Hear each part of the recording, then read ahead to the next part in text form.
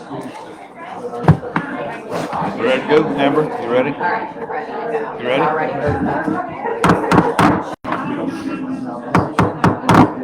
I'd like to call this meeting to order. This is a public meeting of the Denham Springs Sewer District Number 1 to be held as followed. August 12, 2025 at 5:50 p.m. in the courtroom in the municipal building at 116 North Range Avenue in Denham Springs. I'd like to call the meeting to order. You could roll call, please, Ms. Buffy. Yes. Dugas? Here. Gilbert? Here. Lamb Williams? Here. Poole? Here. Wesley? Here. Agenda item 1, approve the published minutes of August 13th, 2024, the Denham Springs Sewer District Number 1 meeting. Motion approved. Thank you, sir. Second. First by Jen, second by Jeff. Wesley? Dugas? Yes. Gilbert? Yes. Lamb Williams? Yes. Poole? Yes. Wesley? Yes. Agenda item number 2, authorize Chairwoman Amber Dugas to sign the annual Louisiana Compliance Questionnaire for the Legislative Auditor as required by law. Motion. Second. Motion by Robert Poole, second by Lori Lynn Williams. Dugas? Yes. Gilbert? Yes. Lamb Williams? Yes. Poole? Yes. Wesley? Yes. Motion to adjourn. Second. Motion to adjourn by Lori Lynn Williams, second by Robert Poole. Dugas? Yes. Gilbert? Yes. Lamb Williams? Yes. Poole? Yes. Wesley? Yes. Okay, thank you. We have about 3 minutes until we start the next one. Intermission, we have another 3-minute meeting shortly. Okay. Question, Bob. Would you send the agenda to she's on. That's okay. It occurred to me when you did roll call.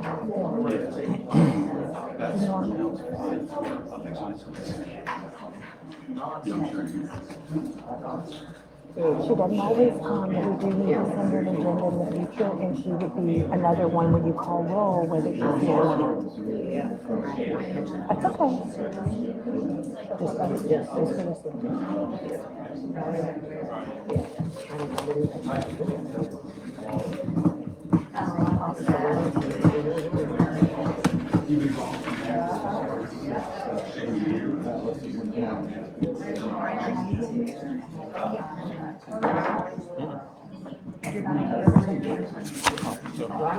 Oh, looks like.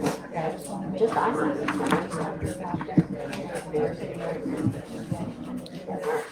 Forgot about this. She's not here tonight. What's that? Aaron Sandra. No. That's what it was. right. I was just gonna I got you.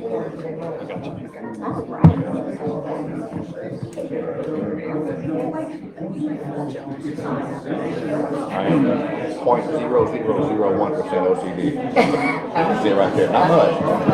Not much. Yeah, I'll say I'm about to all swinging away.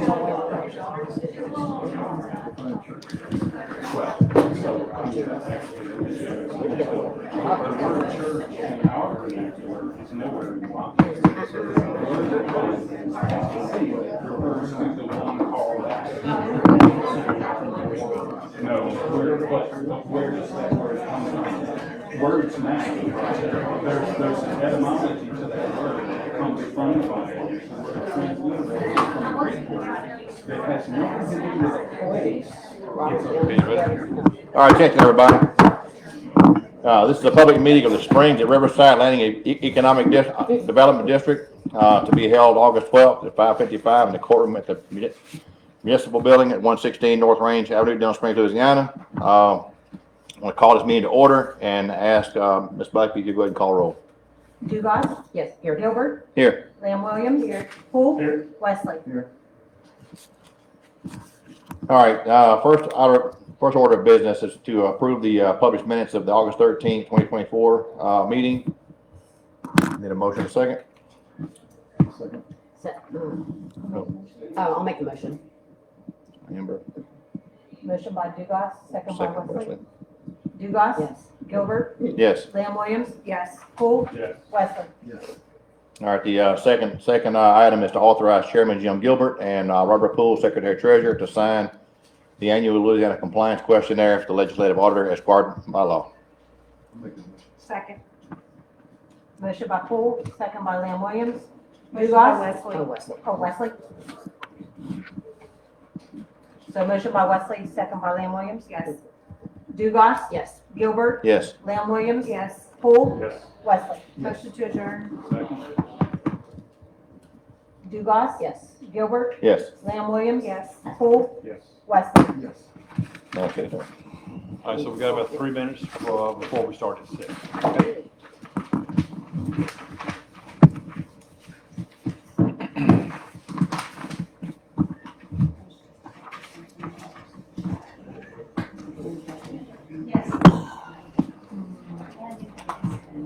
I think I actually did a Word document with the thing that said, do you want to say?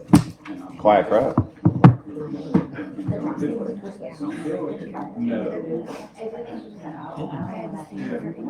Either. I don't know if Rick knows. Hey, Rick, what's the Munchie House? Have you been out there? The Munchie House? It's a restaurant. Sounds That like that was a a food truck. And so Munoz had a new owner. It lasted about 4 months and then just nosedived. And so this guy got the opportunity, he could lease the property with the full kitchen. They didn't have to do anything. It fell right in their lap. They're very Okay. grateful for it. Good. It's hamburgers and chicken. Something like that. But they go to, it's a food truck and they go to schools and do other events like that. So they're looking for a brick and mortar too. So, yeah.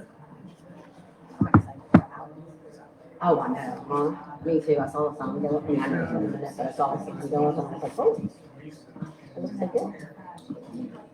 It's gonna be nice. And I mean, he's been working so long in that first.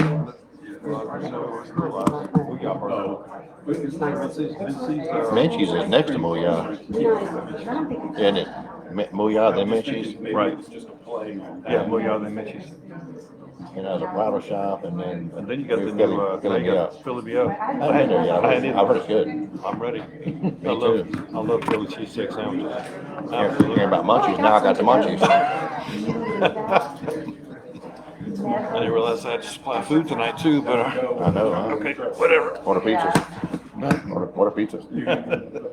A lot of pizzas. Huh? Yeah. I'll pizza.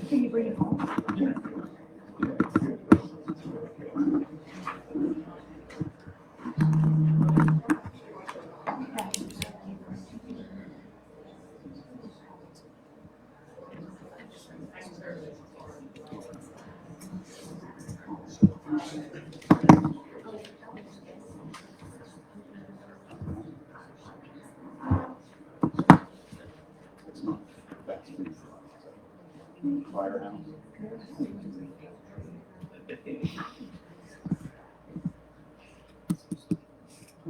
It's not a chain.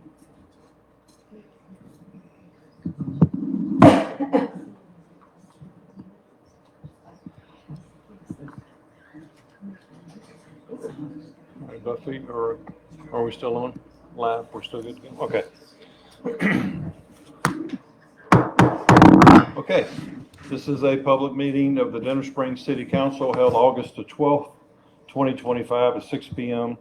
here in the courtroom of the municipal building at 116 North Range Avenue here in Denham Springs, Louisiana. All notices have been posted and the media has been notified as required by law. I'd like to call the meeting to order and ask that Councilman Poole lead us in the invocation and the pledge. Privileged to do so, Mayor.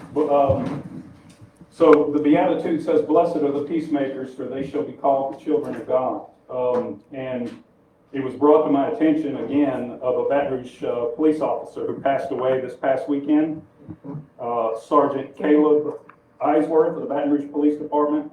And I just wanted to call him out as a special point of remembrance as we go to the Lord tonight. Let's pray. Father, we're humbled by your presence in this room, by the ability that you give us, Father, to represent you in the world. And Father, we ask that you would be present in this meeting, that each of our hearts, that our minds would be fully open to you, And that our first order would be service to your kingdom and honor and glory to you. So Father, as we conduct the business this evening, we ask that you be present, that you would fill our conversation, that it would be spirited and profitable, but that ultimately it would serve the glory of your kingdom. We love you as we give you thanks, and we ask for your guidance, your protection as we give you thanks for all of those who live in this wonderful community and make it such a great place to live and work and raise a family. So God, we love you as we give you thanks and ask these things by the power of your Spirit and in Jesus' name, amen. Amen.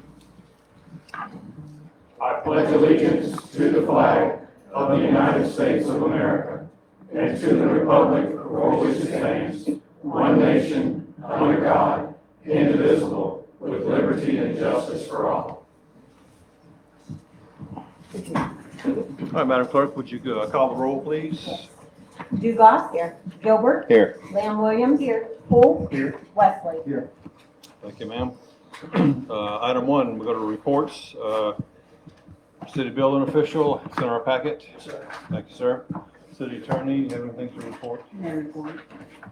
Engineers, I think we have, we've got this, he's gonna come up and talk to us in a minute. Chad's with us. Planning and zoning, Fred, I'm sorry.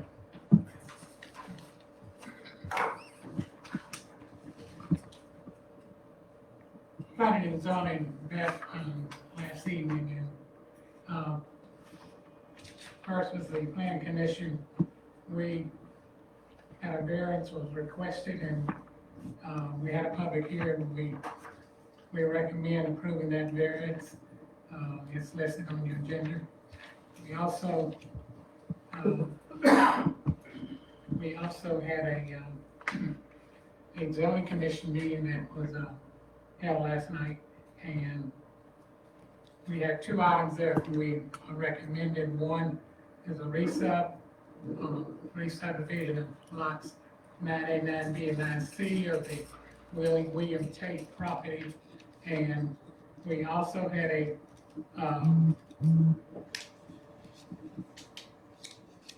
we authorized the rezoning of this property that was located there. We had a unanimous vote on that. We are recommending authorizing public hearing on rezoning from R1 to R2 property that's located. It's going to be located on Cochrane Road, and we had a unanimous vote on that also. So those are the recommendations we have to the council. Okay, thank you, sir. Fire report is in the paperwork, Chief. Do you have anything to add to it? No. All right, animal report is in there as well. Police report is in. Chief Walker? Just in time. Anything to add to your police report that's in the packet? No, sir. Okay, very good. All right, so we move on to item 2. Approve as published in the official journal minutes of the July 28th, 2025 City Council meeting. Motion to approve. Motion by Gilbert, Second. second by Dugas. Madam Clerk, call for the vote, please. Dugas. Yes. Gilbert. Yes. Lamb Williams. Yes. Poole. Yes. Wesley. Item 3, adopt the consent agenda for July 1, 2025 through July 30, 2025. Motion approved. Motion by Dugas. Second. Second by Gilbert. Madam Clerk. Dugas. Yes. Gilbert. Yes. Lamb Williams. Yes. Poole. Yes. Wesley. Item 4, adopt a resolution recognizing the multi-jurisdictional hazard mitigation planning process and establishing a hazard mitigation planning committee. This is a new program put on by the parish. It's for better planning and communication amongst all the municipalities across the parish. It's going to be held, the first meeting is going to be held here September the 9th and from 10 a.m. to 12 here in this courtroom. So anybody that would like to participate, you're welcome to. So we need a resolution to form this committee. Motion to approve. Motion by Lamb Williams, Mayor? second by Dugas. Yes. Just Sure. real quick, is that, so we're not at this point approving any sort of statutory agreements or anything? This is just setting up the. That is correct. Okay. That is correct. If you go down to the first page of the agreement, These are all the folks that are going to be a part of it. I'll read it off if you'd like. or- Nope. Okay. Madam Clerk, you got the motion in a second. Would you call for the vote, please? Dugas? Yes. Gilbert? Yes. Lamb Williams? Yes. Poole? Yes. Wesley? Yes. Item 5, authorize the Louisiana Compliance Questionnaire for the Louisiana Legislative Auditor. That's a normal, just what you just got through doing. We're going to do our audit with the folks. Michelle, you have anything to add to that, or? Okay. I'll make a motion. Motion by Wesley, Second. second by Gilbert. Madam Clerk, call for the vote. Dugas? Yes. Gilbert? Yes. Lamb Williams? Yes. Poole? Yes. Wesley? Yes. Item 6, authorize Mayor Gerard Landry to enter into a camera attachment agreement with Entergy Louisiana. Chief, you want to talk about that just for a second? Yeah, so that will be the, that's just an agreement to enter into an agreement with Energy to use certain poles throughout the city for site spotter cameras like we did last year. The video surveillance cameras that we'll be putting up in the city. I think y'all signed the PO for it today, for those 2 And we're looking cameras. at 2, right? Yeah, we're adding 2 additional. 2 cameras, additionals. this time. Okay, So how many of those cameras then will there be? I think it's a total of 7 if I remember correctly. After these 2, it'll be 7 total? I think so. What is, can I ask, just because I was just reading through that, and the term multi-sensory camera, had me wondering, what are the multi-sensors then? There's not biometric things or license plate reader No, type it's stuff? not, that's just so there's some with multiple cameras, and it's all about the licensing for each camera. If we can't see a certain way with certain cameras, they use a multi-sensor camera, so multi-lenses. It's just about the way the cameras are situated. Okay, it's just visual though. Do we have the ability, for instance, if there's a plate number in the National Crime Statistics computer that's to be looked out for, can this camera recognize? They have that capability, yes. Okay, are we using that capability? Not to the extent you're thinking of, no. We have that capability in other fashions. I'm sorry, I have a question. And these, we're not moving these, right? Once we vote for that intersection, that's where this camera is gonna be, right? They can't be like objectively moved anywhere, is that correct? No, they can be moved, but Right, but like, it's a little more difficult. yeah, we're It's not not just, it's a whole yeah, you're not walking out process. there and just moving. I won't Yeah. be moving them. It's Yeah. a whole process to get used to these poles with energy. That's the biggest, this is the biggest hurdle is getting the process. And just for, I know questions that I've had from people, what is really the purpose of, are these really for more traffic accidents? Because I know the intersections that we have right now are high accident intersections, so they're being used to help with traffic accidents. That's right. So imagine a video surveillance tool like you would use around City Hall here Right. or around your house, Mhm. to the level 10. Right, right. With some artificial intelligence built in. So if we have a hit and run at one of these intersections, we can search for a particular vehicle based on what this vehicle was told that, it looked like. A red Toyota truck, Right. we can search for a red Toyota truck. And how fast do you get information as far as like if someone calls in an accident and they have a hit and run, how long does it take y'all to get, to have access to that camera and look for it? So, my detectives monitor Okay, the cameras. Yeah. All the time, they've got Okay. one up in their office. At the same time, it's cloud-based storage, so even if you're not looking at it right now, I can go search it for a while. okay. I have it, both in my office sometimes on a big monitor.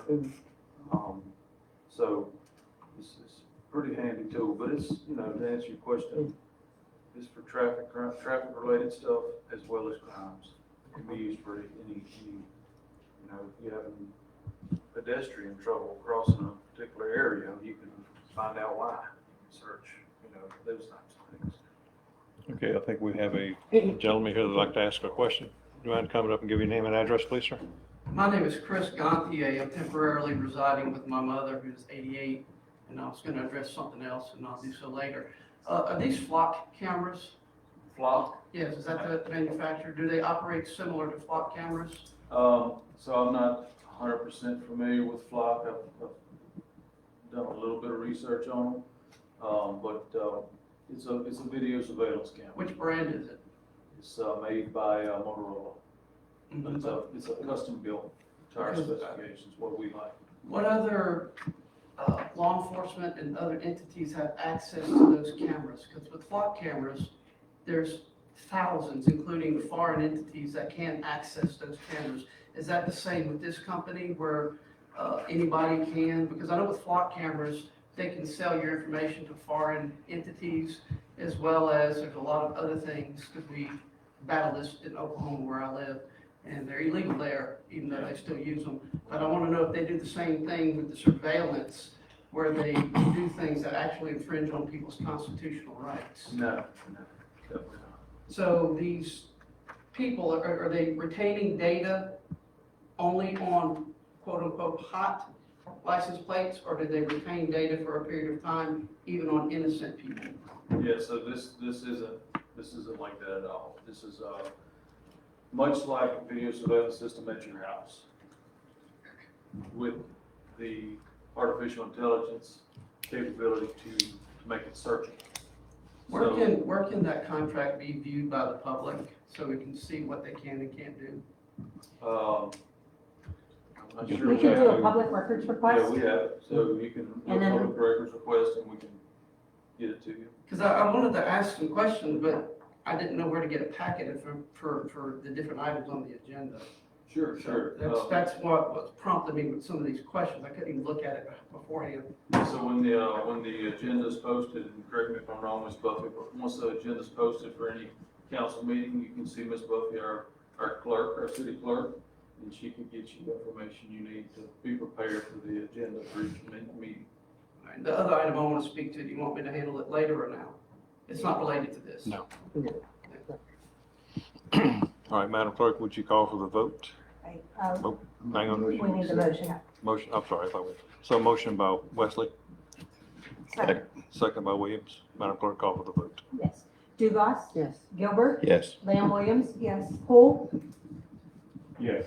Wesley, Item 7, approve the surplus of the following police asset number 10204, which is a hutch piece of furniture, police asset number 10212, which is another hutch, and a police asset number 10222 is a conference table going to state surplus.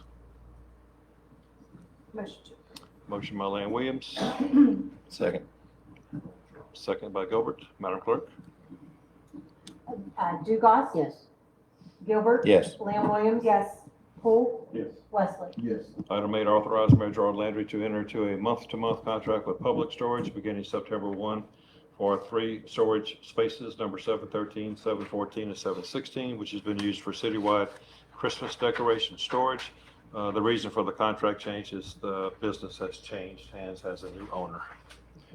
Motion to approve. Motion by Gilbert, second by Dugas. Madam Clerk, call for the vote, please. Dugas. Yes. Gilbert. Yes. Lamb Williams. Yes. Poole. Yes. Wesley. Yes. Item 9, authorize Mayor Gerard Landry to enter into an agreement with L. King regarding substantial completion and inspection of the Brignac Well project. We have Chad Backus with us this evening. Chad? Good evening, Mayor and Council. This is basically a deferred inspection to review the water well and the casing, kind of basically a year later, just so we can make sure it's operating correctly. It still looks good. If there is any deficiencies, the contractor will correct those at that time. But there is a line item in their contract with the bid that was already done, the project's done, so it's just deferring that until 10, 11 months from now, just so we get that inspection done. And we're going to go ahead and pay for the inspection now. That's right. But the Because it's agreement- part of the contract. That's correct, and the agreement forces them to make that inspection happen. And all these funds came from the water sector grant. Correct. Okay. Motion. Motion by Poole, second by Wesley. Madam Clerk, call for the vote. Dugas. Yes. Gilbert. Yes. Lamb Williams. Yes. Poole. Yes. Wesley.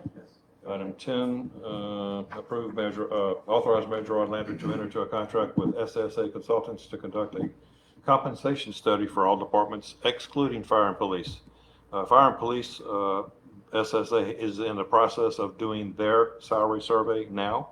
We are literally weeks away possibly from having it completed, so we want to go ahead and start the salary comparison for the rest of our employees with the surrounding communities.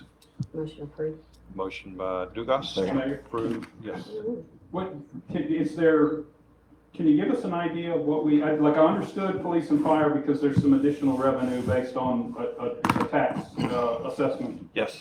What do we expect to gain out of this $33,000 contract? To find out exactly what other municipalities are spending within a 1 hour radius travel time from Denham Springs, to find out if we are competitive. The market today has changed drastically across America for good qualified help. And it's become very competitive, and we want to make sure that we are in line so that we can make adjustments going forward in budget years where the need is the greatest. So you'll have a chance to approve that in our next and upcoming budgets if necessary. We tried calling other municipalities, we tried talking to other mayors, and we're not getting the true comparison of apples to apples and oranges to oranges. So this is a way to do that for our 170 employees. And if I read correctly, it's not only compensation, it's also job descriptions and how things are handled as far as Yes. structure. Responsibilities. Kind of gives us a, Benefit packages also. Are we experiencing an exceptional turnover of employees or Gas dissension within the ranks because we're not? Gas department? Fire and police were the first two most obvious. Fire, police being the number one, and police, and that's where we're able to do the sales tax to collect some more revenue to offset what increases needs to happen there. Gas department has lost probably 6 or 7. Does that sound about right? Yes. And the department only has 12 or 13, so you lose half your workforce. Atmos is, they love coming to get our guys because our guys are OQ certified. Yeah. And they love to take them, right, and they're well trained. So we want to stop the blood flow. We want to stop the issue from getting serious. Okay. It is expensive. I would be the first to admit that. we lost police and So we're fire in not our own running parish. now at half scale in the gas department. We hired people to replace them. Correct. Yeah. And we also brought to you last time, which we haven't gotten back on the fast track method and the cost of using a subcontractor to help fill in the gaps. We talked about that last month. Okay. Yeah. Okay. Yeah. Did we not table that? What did we end up doing with that? We We did. tabled that. We denied it. That's right. So we're gonna bring it back up. Yeah. Yes, okay. All right. Okay, so we have a motion by Dugas and a second by Gilbert. Is that correct? Okay. Madam Clerk, call for the vote. Dugas? Yes. Gilbert? Yes. Lamb Williams? Yes. Poole? No. Wesley? Item 11, approve change order number 3, cost reduction of $109,250 by removing item 24, which is an additional test well installed, and item number 26 to collect water samples, extending the estimated substantial completion date for the original date of May 16, 2025 to June 11th, 2025 to allow for scheduling and of the final acceptance completion. Chad is with us. Yeah, Michelle was asking me earlier for some good news, we'll give you all some good news, this is a deduct on that project. So, Yeah, exactly. Actually, overall, I think it's 100,000 deduct on that Freeman well project. This is just taking out the additional test well that we didn't have to use, so we do recommend to approve this change order. I'll make that motion. I'll second. Motion by Wesley, second by Dugas. Madam Clerk. Dugas? Yes. Yes. Gilbert? Lamb Williams? Yes. Poole? Yes. Wesley? Yes. All right, item 12, approve payment application number 12 in the amount of $24,581.25 to L King LLC Inc. for the Brignac Water Well. Chad, you again? Yeah, this is my last item. We recommend to approve this. This includes the change order you just mentioned and the well video inspection that you also approved with that agreement. This will be the second to last. You'll have one more come back for retainage. Second. Motion by Dugas, second by Lamb Williams. Dugas? Yes. Gilbert? Yes. Lamb Williams? Yes. Poole? Yes. Wesley? Yes. All right, now on to I the. would love you something. Oh.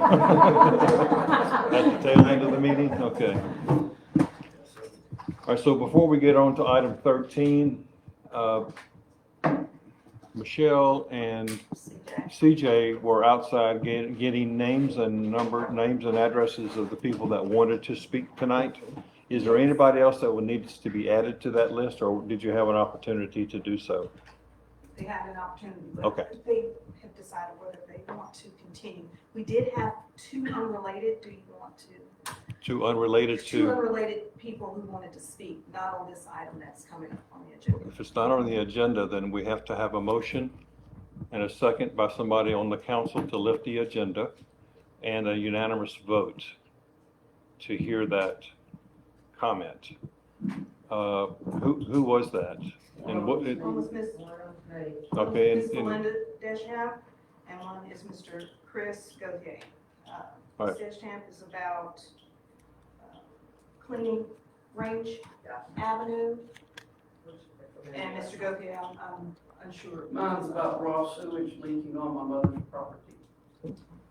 all right, why don't we do this? I'm not sure that it needs to go before the council, but if you will call me or get, I've already tried to address the city a few times with this issue, and it's been going on for decades. well, again, I can get the proper folks over there. Who have you spoken to? Who have you seen? I talked to the sewer department. Mm-hmm, That last big rain we had in the spring mm-hmm. caused multiple places where the sewer leaked onto my mother's property again. It was doing it when the Golden Age Nursing Home was there. It's been at least 30 to 50 times where that sewage was leaked on my mother's property, and they had that lift station there, and it's extremely annoying to have raw sewage leaking on the property in multiple places. And they were supposed to come fix it this year. They told me they were gonna come, they never did, there's been no break in the soil. And they know it's got multiple places, they've checked it. Can you give me the address? 6940 Springwood Boulevard.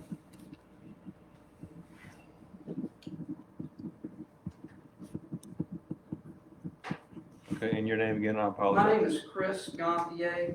My mother lives there, her name is Joan, but she's 88, she's not able to handle That's this. fine, that's fine. And just so you don't have to say it out in public, would you mind giving CJ your phone number, that way I can, I give it public. okay, all right. 601 All right, 596 6875. okay, I will call you in the morning, sir. Thank you, sir. Yes, sir, not a problem. And, yes, ma'am? Mine has to do with the same thing I've been talking to you about for the last 5 or 6 years, about trying to clean up the sidewalks on Range Avenue from the graveyard to Antique Village. The kids can't walk, you can't ride your bike. The neighbor across the street from my property, I gave y'all the gentleman who owns the property, the name and address. He refuses to do anything with it. Mr. Gilbert has tried to get the Georgian out from the maintenance department over there to cut the grass, and they don't do anything. And the grass and everything on Range Avenue, you cannot walk. You have one sidewalk in the city, and you can't walk on it. So that is the property, CJ, that we need to add that to the, put an NOV, right, Yes. so Steve can go look at it. So she lives on Range Avenue, just before you get to the high school. She has a flagpole in her front yard. Yes, sir. And there's a lot directly across the street. And so we'll have to do a notice of violation and advertise in the paper so that we can go over there and force the folks to do it. I know George is going to try to clean up on the front. I think there's still a tire out there, if I recall. Well, I mean, you can't even walk on a sidewalk. I mean, I can the coordinate grass with on the George. sidewalks is overgrown on the sidewalks. Okay. Like, the whole Range Avenue, it's ridiculous. The kids try to jog from the high school, and they can't do it. Okay. You know, and I have neighbors who don't allow me to clean up their property, and they don't even live here. And that's my biggest complaint, is these people don't live here, and it looks like a dump. Okay. And, you know, people come to the football games, drive through the city, and it's dirty. It's, Range Avenue is just dirty. And I've had enough. Okay, thank you, ma'am. I'll All right, coordinate now. with George. We're supposed to do it for the last 5 years. Okay. I have your information. Okay. All right, so on to item 13 now. So I have a few things to read. So item 13 is the appeal request from Timothy and Natasha LaVere with Mustard Seed Creamery, Inc. Regarding denial of a retail class A-R restaurant outlet alcohol permit for the business located at 111 North Range Avenue here in Denham Springs. As you remember, Mustard Seed Creamery applied for a liquor license at our July 28th meeting, and after much discussion, that application was denied based on the fact that there is a church within 300 feet of their building. And ordinance 10-102 prohibits us from issuing an alcohol license to any premise within 300 feet of a church. This is the appeal. This tonight is the appeal from that denial, which they are entitled to take under Denham Springs Code of Ordinances, section 10-99. So since we now have heard arguments on this several times, we're going to limit public comment to 3 minutes per person, which is, I think, what we did last time. If you want to make a comment, please make sure that you have signed in with CJ or go sign in here right now. I'll remind the crowd that the narrow issue that we are deciding tonight is whether Mustard Seed Creamery is entitled to the issuance of an alcohol license based on the ordinance as it stands today. What is not at issue tonight is whether that ordinance should be changed, whether Mustard Seed Creamery or Mustard Seed Church are great additions to the Antique District, how wonderful the people are involved in this church are, or whether a restaurant needs to sell alcohol in order to keep its doors open. Those are all different debates for a different time and place and are not being heard tonight. Okay. If you have something to say regarding whether the current ordinance allows the issuance of an alcohol license to Mustard Seed Creamery as it stands today, please feel free to use your 3 minutes, I'm sorry, to share that with us. Okay. Council, do you have anything you want to offer first, or Jeff? So I think I'll let them speak first and then. Okay, that's fine. All right, so now we'll do this, one in support of the change or the church, and so we'll go back and forth, okay? So the first person that'd like to speak, just come on up to the podium and name and address, please. Hi, my name is Tasha Levere, and I live at 786 Lazy Oak. I'm one of the owners of Mustard Seed Creamery. So good evening. Before I begin, I want to make clear this isn't about personalities, politics, or popularity. It's not about winning an argument for us. It's about facts, transparency, and following the law. You each have a packet that outlines the full. May I bring these to you? These packets outline the full timeline of events, documented communications, and legal references surrounding Mustard Seed Creamery's alcohol permit. Everything in it is sourced, emails, meeting transcripts, ordinances, case law, so you can verify everything I'm saying for yourselves. I'm not reading the packet to you, but I will answer your questions, any questions that you have. For now, if you'll just look at page 1. This is a document that just demonstrates what's in the packet. In this packet, you'll find proof of transparency, documentation showing we have always been open about the existence of Mustard Seed Church as its use of Mustard Seed Creamery, including conversation with city officials. You'll also see false statements by city employees, transcripts from council meetings, and email exchange showing knowingly false statements made about me, my husband, and our business by the city. You'll find inaccurate statements by city council members, transcripts from council meetings documenting inaccurate remarks made about our business by some council members. You'll see the city attorney's lack of engagement and misinformation, records showing the city attorney has never met with us despite receiving 8 emails from December to July, responding to only 2, and providing inaccurate legal guidance when she did reply. This includes unanswered emails sent as early as August 6th. You'll find lack of direct questions or fact-finding, evidence that no city official has asked me any questions about our business outside of council meetings, including the decision not to renew our alcohol permit based solely on a newspaper article without any direct conversation with us. You'll find good faith efforts to address concerns, documentation showing we have acted on every concern raised by the city attorney and council despite never receiving specific guidance beyond being told to choose between being a restaurant or a church, a choice we have made in full compliance with legal definitions. You'll find compliance with the city's own ordinances and faulty legal counsel to the council.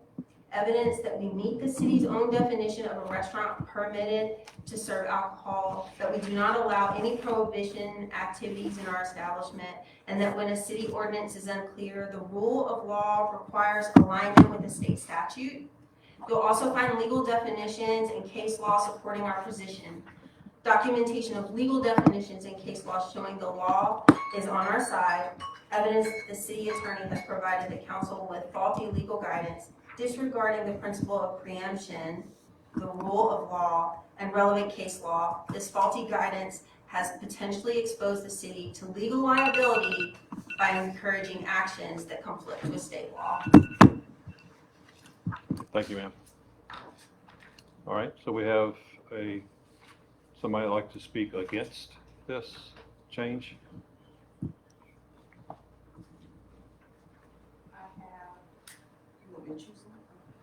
You want, sure, yes. I'm gonna be brief. If the city has an ordinance prohibiting such, if the ordinance is legal and constitutional, I would encourage the city to do what's right. Because if you start bending rules for one and not others, the potential legal liability will be probably 100-fold. So if it's a valid, legal, constitutional ordinance, stick with your guns. Did you get name and address? Yes, Yeah, sir. okay. Oh, CJ's keeping it. Okay, very good. We need to read it into the record, basically. Read it into the record. This is Chris Dampier, 6940 Springwood Boulevard. Against or vote? All right, I'd like to have somebody that wants to speak for. I think we can all agree the city ordinance is ambiguous. That's why we're in this position. What is the definition of a church? Can we agree on that? That has been the heart of the issue. I'm sorry, for the record. Does it take count my time? 10 Lavere, 7860 Lazy Oak Circle, Denham Springs. CJ, start his time over. Thank you. Can we agree that that is the issue? What is the definition of a church? Can we agree on that? No. No, No. that is not the issue? That is not. That was the city attorney's own words. No, it wasn't, sir. I'll read that in the record. The rule of law is that when a local ordinance is unclear, the state law prevails.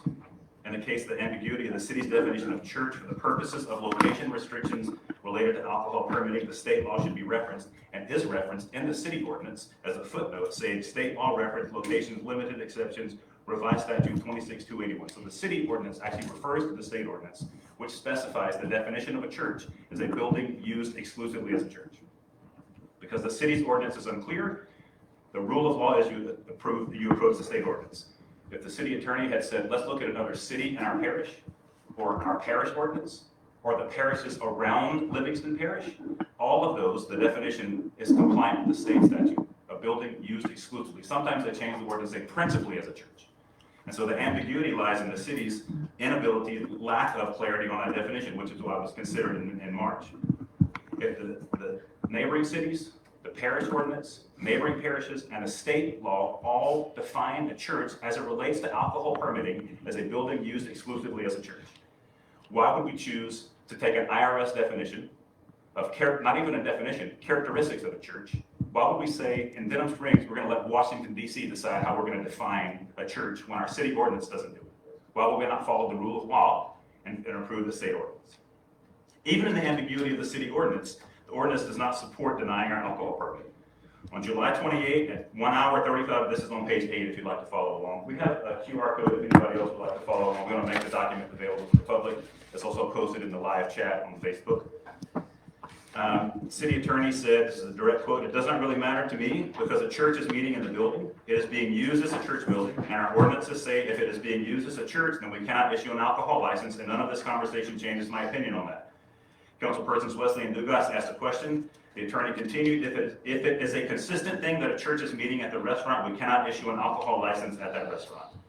Her rationale leads to absurd results. John Cavalier offered for our church to meet in the bookstore. Based on the attorney's assessment, John Cavalier's bookstore would then become a church because we were regularly meeting in that building. And now our restaurant is 300 feet away from a church. Additionally, Ms. Hewlett is factually incorrect in her recitation of the law. She said, in her statement, the city ordinance says all alcoholic beverages are prohibited within 300 feet of a church, synagogue, library, playground, or school. She said in her quote, she said the word building is not used in the city ordinance and being used as a church is not in the city ordinance. Further, the second sentence in the ordinance says that you measure the distance from the nearest point of the property line of the church. And in this case, this cannot apply because there is no property line of any church. That building is owned by a restaurant. It's occupied by a restaurant with all of the permits. I think to vote with the law, if you want to vote with the letter of the law, you have to issue us a permit. We are willing to say our church will no longer meet in that building, effective immediately, if you are not willing to vote in accordance with the law. And at that point, I don't know what other resistance you might have.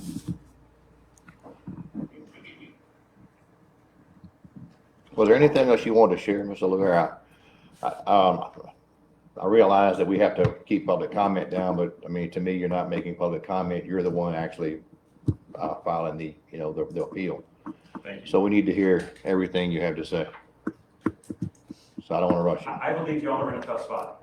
I said that to those of you that I met with. I believe you're in a tough spot because the ordinance is unclear. But it appears to be unclear. I think the letter of the law says this measurement from a church is taken from the property line of the church. By the letter of the law, that doesn't exist in this case. The building is owned and occupied by a restaurant. So there is no property line of a church to start a measurement from. And so I believe the law is on our side. The state ordinance is on our side. The city ordinance. I believe we're within the bounds of the law. We've had numerous conversations. But what we're saying to you is, if you don't agree with that, we are willing to say the church will no longer meet in that building and on Sunday mornings for worship. Because we feel like what's happening in the restaurant is an important part of the downtown vibrancy of the city life. So the church is willing to say we will no longer meet there. We'll find another place to meet on Sunday mornings for worship.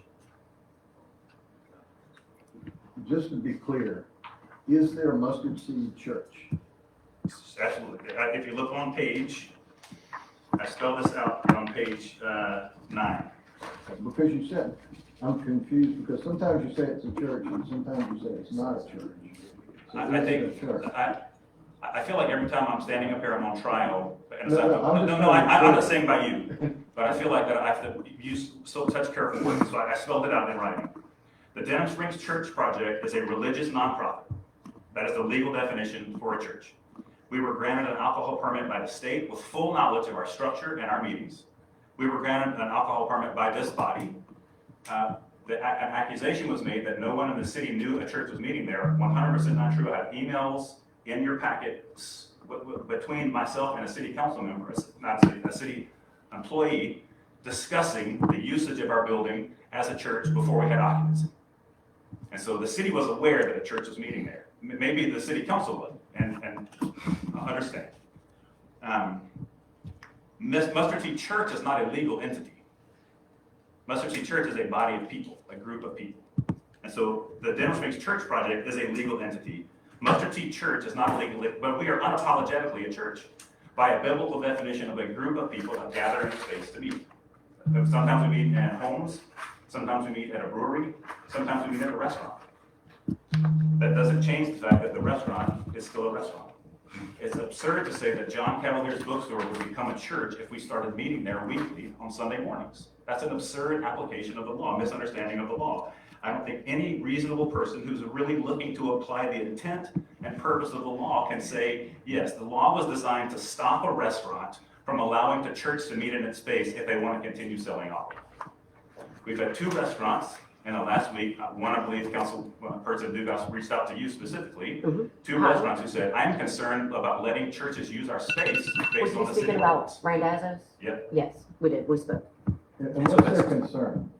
Because the city ordinance, because the application of the city ordinance in this case, based on the city attorney's counsel, her words were, if a church is regularly meeting in that space, then it's a church and we cannot issue an alcohol permit. Not exactly my words, but. Let me find out. I'll read it. And I'm sorry, but just, I'll read I hate to exactly bring what up you said. that conversation since it's with a business and it was held in private, but since we are council members and all of our conversations are public record, she reached out to me knowing that I'd had an alcohol license, I had operated in the Antique Village, speaking to me as a restaurant owner about how that would affect her, because she felt she was not, seeing the whole picture, that she felt like she was missing information somewhere. So we went over the facts of the case, and I told her, as I had stated in the previous meeting with Mr. LeGrand and his wife, that I felt like their business, it had not all been separated out. That no, if she wanted to have her restaurant and have, while it was in operation, have groups come in and meet just as other restaurants did, if her restaurant was still open operating, that I of course saw no problem with that. That from day one, which I had spoken to Michelle Rivera, did express. So that was her issue. She wanted to make sure she could stay open, have groups in, and perform whatever they wanted to do, which I said to you guys within her rights. She could still sell alcohol, there's no problem with that. So may I share what the city attorney said? This is a quote from July 28th at approximately an hour and 35 minutes. Wait, could you tell me what page you're on? Page 8, sorry. Top of page 8, right under the It's on ambiguity. page 8, and I'll tell you before, my objection to his characterization of this is he said that when I said this, I was quoting the law. I didn't say that. You did, just. I said this is your opinion on the law. Okay, and we can agree to disagree, as we do with every time I speak to you, you mischaracterize. When have we something. spoken before this council meeting? I've sent you 8 emails. You said I sent 10,000. That's what you said in the last city council. I sent 8. You've replied to 2. We've never had a conversation outside of this room. Am I wrong? Are you represented by an attorney, Mr. I am Levin? not. Okay, did you represent at the last council meeting that you were represented by an attorney? We Did you had have her an present? attorney, and you received an And did email. you- What and did you- And did you say that you were also represented by a firm in New Orleans? No, Yes, you did. no. As it relates to this issue, no. It doesn't matter what issue it relates to. You said that as to the structure of your church and of your creamery, you were represented by a church in New Orleans. I cannot legally speak to you without your attorney present. You are asking me to break legal rules and ethical rules to do that. Okay. I cannot do that. I have Can you answered your respond to the emails. email? Well, yes, I can, and I have. I did not respond to the 6th and 7th, 8th one that you sent, because Please they asked look. the same thing, and No, they because you are asking me to interpret legal rules. Mr. Lavere, I don't know when this became a trial for me or an attack on my character, and I'm not gonna address all of the misinformation that you have put out there about me. I have a stack of papers right here to prove that you were told I wouldn't be at meetings, and you chose to keep them on that date when I couldn't be there. I have emails to prove that I have answered you fully and completely, but this is not about me. Correct. I will let my career and my character in the community and the council that I've served for 10 years make their own judgments about my character. That is not what's on trial today. What's on trial is whether your business is allowed an alcohol license under the current ordinance. Is this a trial? Let me say one more thing. Is this a trial? It's not a trial. You and said it it- was a trial. You said it was. Yes, sir, I did say it was a trial. I did. And when I was in this meeting with you, I was 24 hours, had been on an airplane for 24 hours when I came and attended the meeting by phone. So please pick apart my words and distract from the issue. Not distracting from the issue. Yep, okay. City- We're City gonna Council. agree to disagree on If you that. please look on page 29, you'll see Okay, email hold on, communications hold between on. us. Ms. Phillips, we've had plenty of opportunities to meet and you declined, even with our I attorney. cannot legally meet with you with your attorney there. The Mustard Seed Creamery Inc. no longer has an attorney. That's who is applying for the permit. Do you not have an attorney in New Orleans that represents you in any capacity? Represents it in any capacity? So if I have an attorney in any capacity in my private life, you can't meet with me about a city, a You city. spoke at the last council meeting saying they represented your You business. volunteered to That's have what an attorney. happened. So Friends you're in the twisting my audience. words. You're Listen, twisting my words. I am not gonna get in a personal attack argument with Mr. Lavere. That is We're not not what getting it anywhere. is. That- speak on both sides every meeting. Okay, Every I have meeting, said- you're saying I have something said- different. We've been here every meeting. Really, council member? I have said the same thing at every meeting, and I will stand No, by you it. haven't. That's fine. Still strong. All I'm asking is, just please review the email communication between me and Ms. Hewlett. I would ask the That's same on thing, page please. 28, Okay, Mr. thank Leonard, you, when sir. did you get this packet together? over the last 3 days. So when I asked if you had anything to submit yesterday so I could review it for the meeting, and you said no, this was not. I didn't say no. And let the record reflect, I don't have a packet, it wasn't provided to me at all, so I can't answer the legal allegations. I did look up the case law that he said that his attorney submitted the last The time. three people who received the packet were the three people who agreed to meet with me in person. Okay, and, but I'm just letting the record reflect, I'm not attacking your character for not providing a packet to me, Mr. O'Leary. I'm just letting the record reflect that I cannot respond to the allegations in here, the attack on my personal character in here, because I wasn't provided Not with an attack on it. your personal character. I cannot respond to the law. What I can respond to is after the attorney cited some cases in the last hearing, here on July 28th, I went and looked up those cases. Those cases look at the function of a building and whether the function of a building is used as a church, and that's how the law is applied. If you apply those cases his attorney cited to our case on point here, they are in support of our position. So based on that, let me apologize. I'm not attacking your character. You absolutely are. So I'm apologizing. If I've come across that way, I apologize. That is not my intent. I believe in your function as a city attorney, you have not adequately represented the city council well or myself as a business owner well. That's not an attack on your character. Okay, I think we've gone far enough. Okay, Mr. LeBaron, please, please. If I can go back to this last point. I wonder what you have to say. 1 minute. Sure. Go ahead.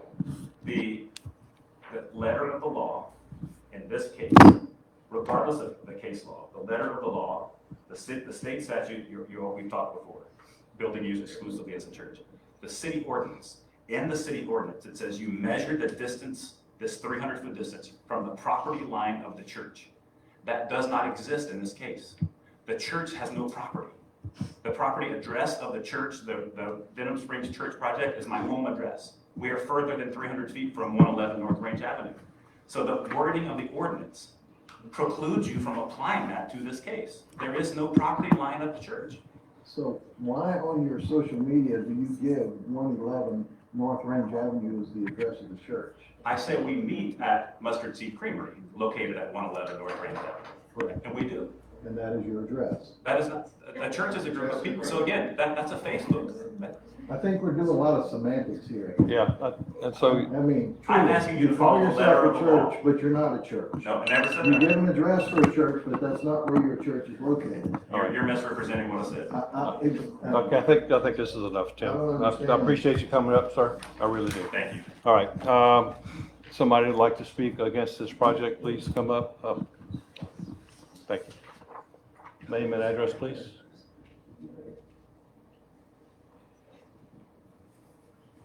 Carolyn Cassidy, 2114 Gerald Drive.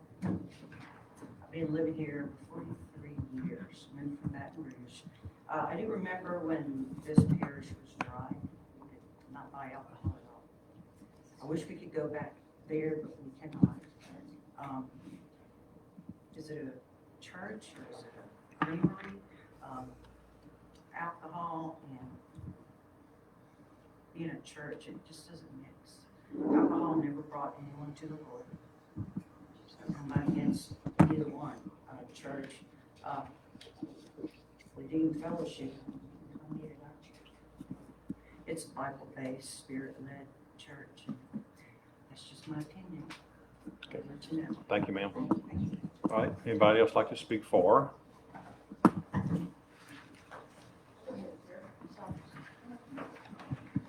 Good evening, Eric Burns, 510 North Range Avenue, Sweet Pea, Denham Springs. I'm right here in the city. I've never been to Mustard Seed Creamery. I didn't know this was an issue until I saw it in the news yesterday, or day before yesterday, and then I didn't know that this meeting was going on until yesterday evening. I spent a couple hours of my own time today looking and reading. Seems like Siri has some opinion. She wants to speak. Apparently Siri picked up on something. Yeah. But, you know, my interpretation of the law in this matter is that it's being misapplied in this situation, in that while they may call it a church meeting, in the confines of what the true law is, it's not a church. A church is somebody who has a minister, and there's somebody that there's a structure there. This is a Bible study group, and Bible study groups meet everywhere. And if you look at just a specific name, somebody could go build a building on a corner, and it could be a gas station, and they could call it a church and hold a meeting once a week. And then all of a sudden, they've eliminated that whole corner from ever having anybody that could sell alcohol there. And so I think that the law requires and dictates that you look at what this place really is, and that is, it's a restaurant. And honestly, I love the idea of what it represents, and now that I know that it's there, I'm gonna go. And I'm gonna go for the enjoyment of being able to have someplace quiet and have a glass of wine. And I think to take away something that is represented downtown well, and that's not always been the case over the last years. I mean, right across the street, they struggle to maintain any business that stays ongoing. Just because a group of people want to go there and read over the Bible. I mean, they do so by their own publications across the street at the brewery. I don't judge anybody who says, I don't think the two mix, meaning consumption of alcohol and religion or their philosophical principles. And the same, I don't think anybody else should judge if that's what we want to do. You know, I'm a Catholic, and it's kind of crazy because I sit there, we go to the Catholic church and drink in the parking lot, but yet places across the street can't sell the liquor that we want to replenish with. But this is not that situation, in that this is a restaurant, it's not a church. And I think that's what dictates. Thank you, sir. Appreciate that. All right, Can we ask for legal citations? legal citations. He's saying he's done his own research and the law, I'm misapplying the law. If there's a case that says that, I would love to know it, because I would change my opinion. I will flat out say that, you know, I didn't find a case on point. But, you know, the cases that I found, I will say, every place that discussed it was more in line with the state statute, and that it was either exclusively a church or exclusively the main purpose of the business was, trying to think of the specific distinction between the two was, I mean, the primary business and I think is the distinction, and where the state statute is not as strict as the city statute, because it has that modification in every case that I found. That was the application. Mr. Burns, can I ask you a question? Sure, sir. So, your contention is this is not a church? Under the confines of what the legislature intended when they wrote the laws, which were then adopted by the various cities that said we're not going to allow alcohol sales within 300 feet of a church. No, I believe this is a restaurant. So let me ask you this question. If there's a designated time for meeting between 10:30 and 12 on Sunday morning, which spiritual songs are sung, a sermon is given, and even a baptism is done, if there's social media that says, come to us to hear about the Lord At this address. at this address, 111 North Range Avenue, as an attorney, what would be your opinion of what that is? That, you know, it certainly falls on the Sir, Mr. Burns, I want your honest opinion. And you are an attorney and you're bound by telling the truth. If there's somebody, Stretch that, but go ahead. if there's somebody doing a sermon, if there are sacraments, then I agree, that probably puts it in a church. Thank you, sir. Okay. But you also have the problem of how do you measure? Well, measurement's not a problem. I'm not worried about that. Okay, anybody else now to speak against?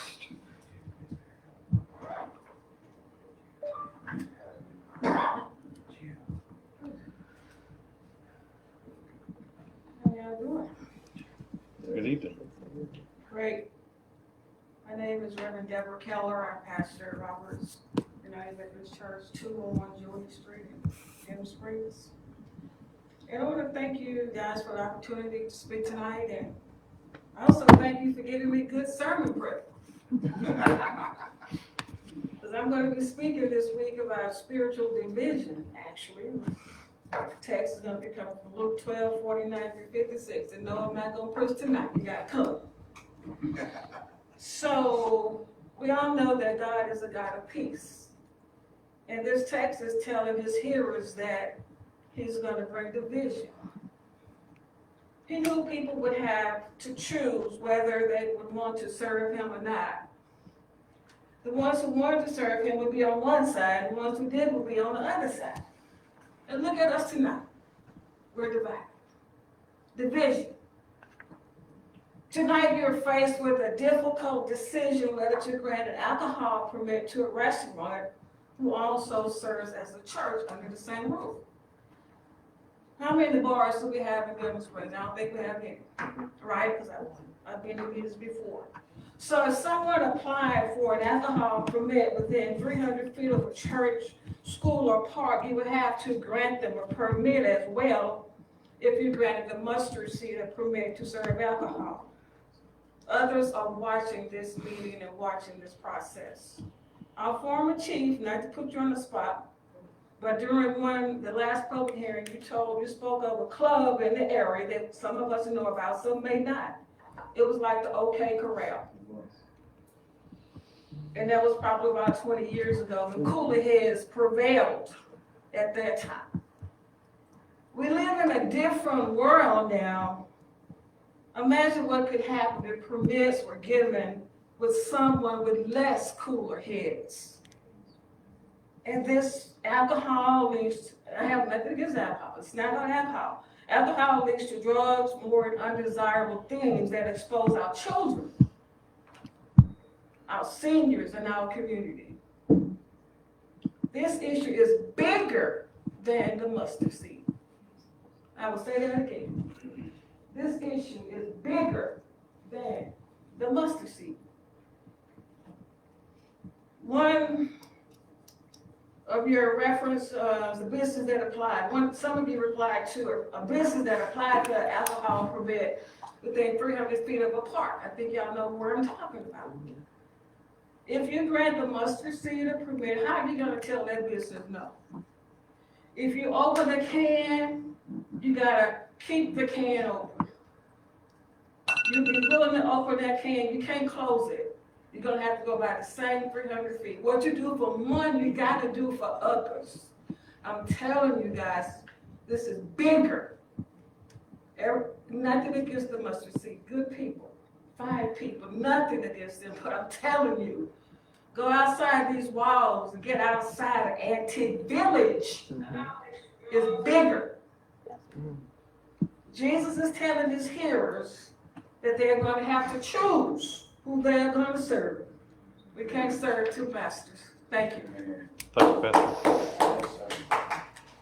Okay, somebody else like to speak for? Yes. Hey, my name is Carmen Wolverton, 10119 Alton Court, Denham Springs, Louisiana. I'm glad I was here for the beginning where we saw a prayer.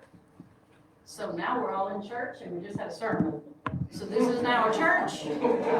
Is that clear? Is that how the definition goes? Very well. Because we've had a sermon, we've had an agreement that we're all here in the name of Jesus. And I'm a Christian, so I'm here in the name of Jesus no matter where I go. Whether I'm walking on the street or at my business, where I work. My patients are able to say, can we pray before we do therapy? Because today's a bad day, this happened, that happened. That doesn't change because I'm in a building that's owned by a hospital. It changes because where my feet are, because I'm the church.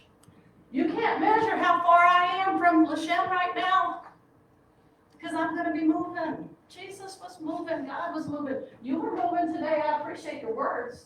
There are people that have said you can't have alcohol and Jesus in the same place and that you can't really find Jesus in a bar. But I know friends of mine who have met Jesus in a bar. And it's not because they were there looking for Jesus, but Jesus found them. Okay, so here we are, Denham Springs Junior High. On Sundays, what meets there and has consistently been meeting there? A church, but it's a junior high. I don't think that is a lack of a definition. Do any of y'all's kids go there? Because my daughter does. And Denham Springs Junior High is her school. It's not a church. A church meets there. The Creamery is a restaurant, and a church meets there. If it was not clear originally, they've separated and made it clear legally. I don't see why there's a definition that doesn't seem to define that more clearly now, if that was the case. If the 300-foot rule was in appliance, the building is not a building. The building is a restaurant. It is not a church. I don't see how we can make that more clear. The Catholic Church serves wine and it serves bread at communion. It is not a restaurant. It is a church. I think that's a very clear distinction. The Mustard Seed Creamery restaurant serves food. It would like to serve wine. It did serve wine at one time. It was permitted. It was acting and behaving within that permit. And somehow it got taken away because a church chose to visit there. My kids sang at that place because they were welcomed in. Not because we went to church there, because we've never been to church there. Because it's not a church. We went for open mic night, and the kids in the community from First Baptist Church, and from our church, Healing Place Church, and other churches in town, our kids showed up there. And guess what? Their grandparents came. And they just sang about Jesus. And somebody played guitar, and somebody played the piano. And it was a place where they could come and just be free to be them, but it was not church. Thank you, ma'am.